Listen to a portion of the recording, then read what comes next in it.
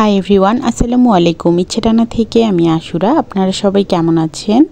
আমি আলহামদুলিল্লাহ ভালোই আছি। তো আজকের ব্লগটা আমি সকাল থেকেই শুরু করেছি। তো সকালের খাবারের ছিল রুটি। তো রুটিগুলো আমি রাতেই করে রেখেছিলাম, যেহেতু এখন একটু গরমটা কমে গেছে অনেক। তো রুটি করে রাখলে রুটিগুলো বেশ ভালো থাকে এবং ফ্রিজেও রাখতে হয় না। একটু হালকা করে সেক দিয়ে ঠান্ডা করে রেখে দিলেই বেশ সুন্দর থাকে। তো আমার রুটিগুলো বেশ ফুলকো ফুলকো হচ্ছিল। রুটির সাথে আছে বুটের ডাল। তো আমি বুটের ডালটা রান্না করলে একটু পরিমাণে বেশি রান্না করি। ম্যাক্সিমাম দিন যেদিন গরুর মাংস রান্না করা হয়, সাথে একটু করে এক্সট্রা ডাল রান্না করে রেখে দেই রুটি খাওয়ার জন্য। যেহেতু রুটিটা মোটামুটি রেগুলারই খাওয়া হয়, তো ডিপে রেখেছিলাম, রাতে বের করতে একদমই ভুলে গিয়েছিলাম। তো সকালে বের করেছি যে একটু নর্মালি এটা খুলে আসুক, তো তা তো হচ্ছিলই না। অবশেষে কড়াইতে দিয়ে গরম করে ওটাকে তারপর খেয়েছি। তারপর দুপুরে রান্নায় চলে এসেছি। এই যে সব কাটাকুটি রেডি করে নিয়েছি রান্নাবান্নার জন্য।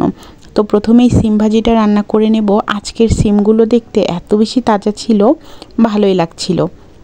তো নর্মালি যেভাবে রান্না করি সব সময় সিম ভাজিটা ওভাবেই করে নিচ্ছি, একটু হাফ সিদ্ধ করে তারপর আবার বাগার দেব। ওই যে ভাজা ভাজা ফ্লেভারটার জন্যই ওটাই ভালো লাগে। তো শীত তো দেখতে দেখতে চলেই এলো, তার সাথে সিজনাল সবজিগুলোকেও সুন্দরভাবে পাবো। যদিও খাওয়া যায়, তবে অন্যান্য সময়ের স্বাদ আর শীতকালীন সবজির যে একটা স্বাদ, এটার মধ্যে অনেক পার্থক্য হয়। তো এখন সিম ভাজিটা হয়তো একটু ভালো লাগবে। অনেক দিন আগে খেয়েছি, খুব একটা ভালো লাগেনি। তো আসলে আজকের সিম ভাজিটা ভালো ছিল। আমি যে গাছগুলো লাগিয়েছি, মাশাআল্লাহ আমার গাছগুলোতেও কিন্তু ফুল আসতে শুরু করেছে। হয়তো কিছুদিনের মধ্যে রিজিকে থাকলে ফুলগুলো থেকেই ফলন হবে, ওগুলো খেতে পারবো। নিজের হাতে লাগানো গাছগুলোতে যখন সবজি হয় কি যে ভালো লাগে। তো এখন ওভাবে করতে পারি না, একা একা তো আসলে এই কাজগুলো করা সম্ভব নয়।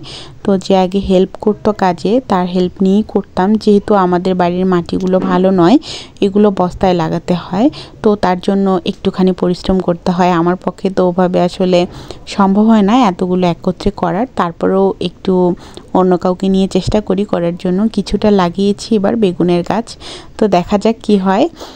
তো এদিকে আমার রান্নাবান্না সিম ভাজি তো হয়ে গিয়েছে। মাছটা আমি রান্না করব, মশলাগুলো কষিয়ে এখন মাছগুলো দিয়ে দিচ্ছি। তো এই মাছটা বেশ ভালো ছিল খেতে, তবে একটুখানি সমস্যা হয়ে গিয়েছিল ওই কাটার সময়। এগুলো তো বাজারেই কেটে নিয়ে আসে, তো ভিতরের সব কিছু একদম গলে ফেলেছিল। মাছগুলো একটু তিতা লেগে যাচ্ছিল। তো ভেজে রান্না করলে খুব একটা লাগে না, ঝোলটাই একটু এরকম লাগে। মাছের ঘাড়িটা লাগে না, পেটির পিচগুলো একটু অন্যরকমই লাগে, কিন্তু কিছু তো করার নেই, খেতে তো হবেই। তবে খুব যে খারাপ লাগে তাও নয়। তো একটু ঝোলটা লাগে, তিতা টাইপের। জানি না মাছের তেলটা কীরকম হবে। মাছের তেলটা অনেক বেশি সুন্দর ছিল, এখনও খাওয়া হয়নি। ওটা বেগুন দিয়ে রান্না করা হবে। তো মাছের তেল তো বেগুন দিয়ে ভীষণ ভালো লাগে খেতে আমার। তো বাড়িতে সবাই মোটামুটি পছন্দ করে, অনেকে অবশ্য এটা খেতে চায় না, পছন্দ করে না। তারপর এই যে মাছের সাথে রান্না করছি সজনে ডাঁটা আর আলুর ঝোল। তো এই সজনে ডাঁটাটা অনেক দূর থেকে এসেছেন, মামি শাশুড়িকে দিয়ে পাঠিয়েছেন। শাশুড়ি মা অনেক পছন্দ করেন সজনে ডাঁটা, তার সাথে আমি তো করি, আমারও অনেক বেশি ভালো লাগে এটা খেতে। তার মধ্যে এই সময় এই সবজিটা অনেক বেশি ভালো লাগছিল যে রান্না করব অনেক দিন পর সজনে ডাঁটা। তো এটা ভীষণ মজার একটা সবজি, এটা ডাল দিয়ে মাছ দিয়ে যেভাবেই খাওয়া হয় না কেন আমার অনেক বেশি ভালো লাগে। তো এর ঘ্রাণটাই আলাদা। এটা যেহেতু 12 মাস হয় একটু একটু করে, তাই হয়তো কিছুটা হয়েছিল গাছে, ওগুলো পাঠিয়ে দিয়েছি। একটু মাছ দিয়ে রান্না করব, কিছুটা মাছ উঠিয়ে রেখেছি। আর এখানেই তো 4 পিস মাছ দিয়ে সজনাটার ঝোল করব।